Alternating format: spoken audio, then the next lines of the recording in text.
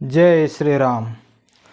आपण माने गाई को केबे भी पशु बोली भाविबे नहीं ना कहीं ना गाई आमर माँ से आमको दुग्ध घृत दही एमती कि तांकर गोबर परिस्रा भी आम काम लगी पारुछि।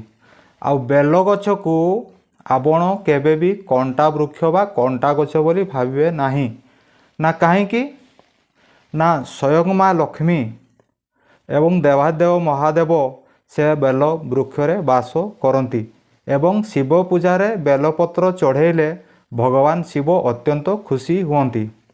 एवं तृतीय कथाटी है तुलसी वृक्ष को भी आपण केबे गुड़म बा घास बोली भावे नहीं कहीं ना तुलसी वृक्षटी भगवान विष्णुंकर अत्यंत प्रिय पात्र अटे। जय श्री राम।